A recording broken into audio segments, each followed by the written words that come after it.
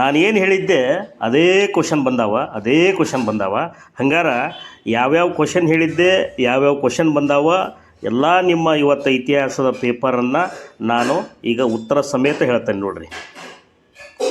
ಇಲ್ಲಿದೆ ನೋಡಿರಿ, ಸಿಂಧೂ ನಾಗರಿಕತೆಯ ಪ್ರಪಂಚದ ಪ್ರಾಚೀನ ನಾಗರಿಕತೆಗಳಲ್ಲಿ ಒಂದು ಇದು ಪ್ರತಿಪಾದನೆ. ಕಾರಣ ಇದು ಈಜಿಪ್ಟ್, ಮೆಸೊಪೊಟೇಮಿಯಾ ಮತ್ತು ಚೀನಾ ನಾಗರಿಕತೆಗಳ ಸಮಕಾಲೀನ ನಾಗರಿಕತೆಯಾಗಿದೆ. ಇದಕ್ಕೆ ಉತ್ತರ ಏನಪ್ಪ ಅಂದ್ರೆ ಸಿ, ಎ ಮತ್ತು ಆರ್ ಎರಡೂ ಸರಿಯಾಗಿವೆ ಹಾಗೂ ಆರ್ ಎನ ಸರಿಯಾದ ವಿವರಣೆ. ಸೆಕೆಂಡ್ ಕ್ವಶನ್ನು, ಚಾಲುಕ್ಯರ ವಾಸ್ತುಶಿಲ್ಪವನ್ನು ಭಾರತೀಯ ದೇವಾಲಯಗಳ ವಾಸ್ತುಶಿಲ್ಪದ ತೊಟ್ಟಿಲು ಎಂದು ಹೇಳಿಕೆ ನೀಡಿದವರು. ಭಾಳ ಈಜಿ ಕ್ವಶನ್, ಪರ್ಷಿ ಬ್ರೌನ್. ಇವೆಲ್ಲ ನಾನು ಹೇಳಿದಂಥದ್ದು. ಇನ್ನು ಥರ್ಡ್ ಕ್ವಶನ್, ಬಹಮನಿ ಸುಲ್ತಾನರ ಮೊದಲ ರಾಜಧಾನಿ ಯಾವುದು? ಗುಲ್ಬರ್ಗ ಅನ್ನುವಂಥದ್ದು ಭಾಳ ಈಸಿಯಾಗಿರುವಂಥ ಪ್ರಶ್ನೆ ಕೇಳಿದಾರ, ಬರೆದಿದ್ದೀರಿ. ನೆಕ್ಸ್ಟ್ ಇನ್ನು ಫೋರ್ತ್ ಕ್ವಶನ್ನು, ಆಧುನಿಕ ಮೈಸೂರಿನ ಶಿಲ್ಪಿ ಮತ್ತು ನಿರ್ಮಾತೃ ಎಂದು ಪರಿಗಣಿಸಲ್ಪಟ್ಟ ದಿವಾನರು ಯಾರಂದ್ರೆ ಸರ್ ಎಂ ವಿಶ್ವೇಶ್ವರಯ್ಯ. ಇದು ನಾ ಹೇಳಿರುವಂಥ ಕ್ವಶನ್ನ.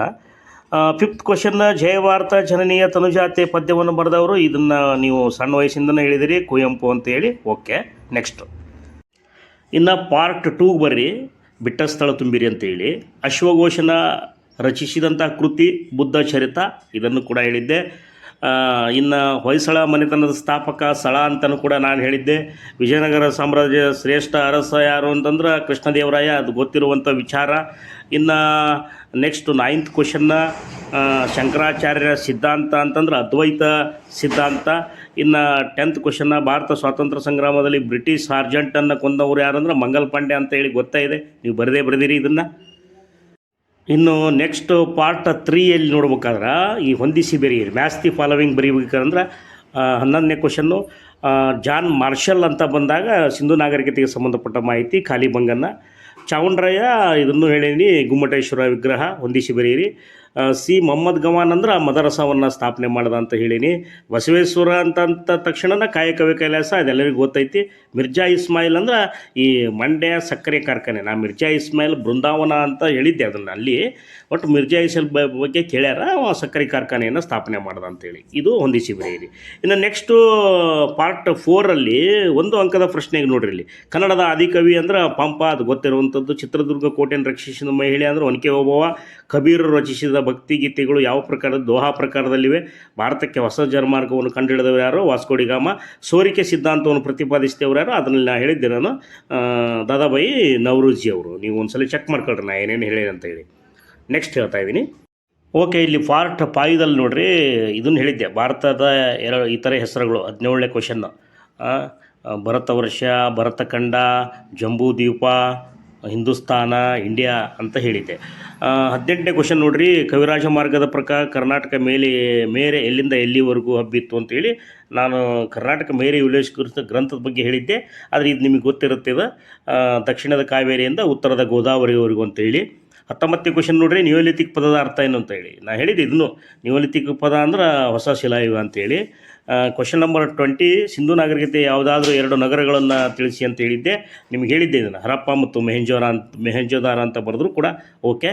21 ಕ್ವಶನ್, ಯಾವುದಾದ್ರೂ 2 ವೇದಗಳನ್ನು ಬರೆಯಿರಿ ಅಂತ ಅದು ಕ್ವಶನ್ ಕೂಡ ಹೇಳಿದ್ದೆ, ಋಗ್ವೇದ, ಯಜುರ್ವೇದ, ಸಾಮವೇದ, ಅಥರ್ವಣವೇದ ಅಂತೇಳಿ. ಇನ್ನು 22 ಸಂಗಮ ಯುಗದ ಯಾವುದಾದ್ರೂ 2 ಪ್ರಸಿದ್ಧ ಕೃತಿಗಳನ್ನು ತಿಳಿಸಿ ಅಂತ ಹೇಳಿದ್ದೆ, ಅದು ನಿಮಗೆ ಬಿಟ್ಟಿದ್ದೆ, ಮಣಿಮೇಗಲೈ, ತಿರುಕುರಳ್ ಅಂತ ಹೇಳಿ.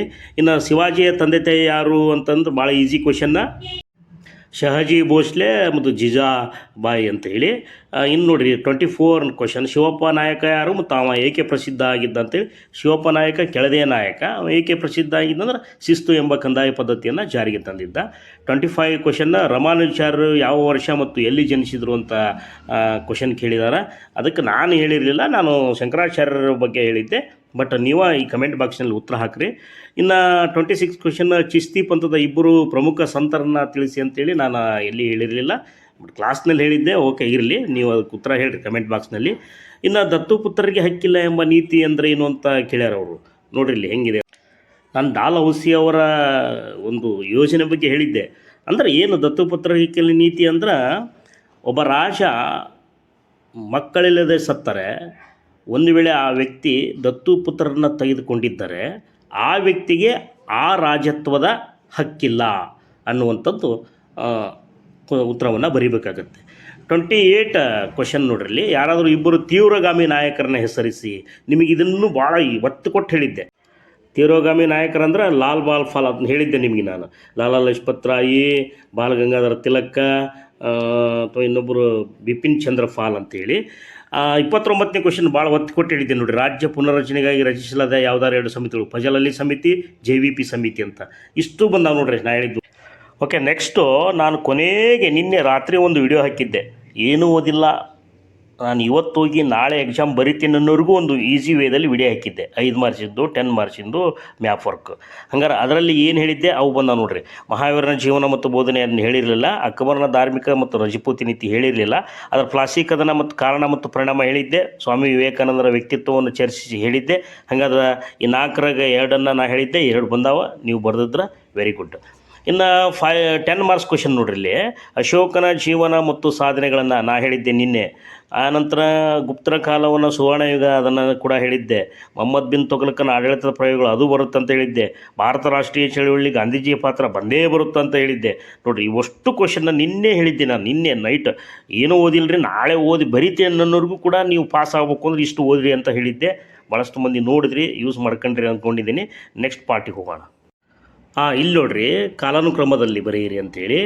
ಮೈಸೂರು ಬ್ಯಾಂಕ್ ಸ್ಥಾಪನೆ, ಹುಡ್ ವರದಿ ಜಾರಿ, ಶಕಯುಗ, ವಿಜಯನಗರ ಸಾಮ್ರಾಜ್ಯ ಸ್ಥಾಪನೆ ಅಂತ ಕೇಳ್ಯಾರ. ಇಲ್ಲಿ ಡೇಟ್ ವೈಸ್ ಅಂತ ಬಂದಾಗ ಫಸ್ಟು ಶಕಯುಗ ಬರುತ್ತೆ, 2ನೇದ್ದು ವಿಜಯನಗರ ಸಾಮ್ರಾಜ್ಯ ಸ್ಥಾಪನೆ ಬರುತ್ತೆ, 3ನೇದ್ದು ಹುಡ್ ವರದಿ ಬರುತ್ತೆ, 4ನೇದ್ದು ಮೈಸೂರು ಬ್ಯಾಂಕ್ ಸ್ಥಾಪನೆ ಬರುತ್ತೆ. ನೋಡ್ರಿ, ಫಸ್ಟ್ ಶಕಯುಗ, 2ನೇದ್ದು ವಿಜಯನಗರ ಸಾಮ್ರಾಜ್ಯ ಸ್ಥಾಪನೆ, 3ನೇದ್ದು ಹುಡ್ ವರದಿ, 4 ಮೈಸೂರು ಬ್ಯಾಂಕ್ ಸ್ಥಾಪನೆ. ಭಾಳ ಈಸಿ ಇತ್ತು ಬಿಡ್ರಿ, ಇದು ಏನು ಯೋಚನೆ ಮಾಡೋಂಗಿಲ್ಲ. ಇನ್ನು ಮ್ಯಾಪ್ ವರ್ಕ್ ಅಂತ ಬಂದಾಗ ತಕ್ಷಶಿಲಾ, ಕಂಚಿ, ಆಗ್ರಾ, ಶ್ರೀರಂಗಪಟ್ಟಣ, ಜಲಿಯನ್ ವಾಲಾಬಾಗ. ನೋಡಿರಿ, ಇದರಲ್ಲಿ ನಾನು ಎಷ್ಟು ಹೇಳಿದ್ದೆ ಅಂದ್ರೆ ತಕ್ಷಶಿಲಾ, ಕಂಚಿ, ಆಗ್ರಾ ಬಗ್ಗೆ ಹೇಳಿದ್ದೆ. ಕ್ಲಾಸ್ನಲ್ಲಿ ಇವನ್ನೆಲ್ಲ ಹೇಳೇನಿ. ಓಕೆ, ಇಲ್ಲಿ 3 ಕ್ವಶನ್ ಹಂಗಾರೆ ಪಾಸ್ ಆದವು, 2 ನೀವು ಬರೆದಿರ್ತೀರಿ. ಓಕೆ, ತಕ್ಷಶಿಲಾ ಇದ್ರ ಬಗ್ಗೆ ಮಾಹಿತಿ ಕೊಟ್ಟೀನಿ, ಎಲ್ಲ ಕೊಟ್ಟೀನಿ. Thank you one and all. ಮತ್ತೊಂದು ಏನಪ್ಪ ಅಂದ್ರೆ, ನನ್ನ ವೀಡಿಯೋಸ್ಗಳನ್ನ ಯಾರ್ಯಾರು ಫಾಲೋ ಮಾಡಿರಿ, ಸುಮಾರು 1 ವರ್ಷದ ಕ್ಲಾಸನ್ನು ಕೇವಲ ಅರ್ಧ ಗಂಟೆಯಲ್ಲಿ ನಿಮಗೆ ಮಾಹಿತಿಯನ್ನು ಒಂದು 2-3 ವೀಡಿಯೋಸಲ್ಲಿ ನಾನು 4 ವೀಡಿಯೋಸಲ್ಲಿ ಕೊಟ್ಟುಬಿಟ್ಟಿದ್ದೀನಿ. ಬರೆದವರು 80ಕ್ಕೆ 80 ಗ್ಯಾರಂಟಿ.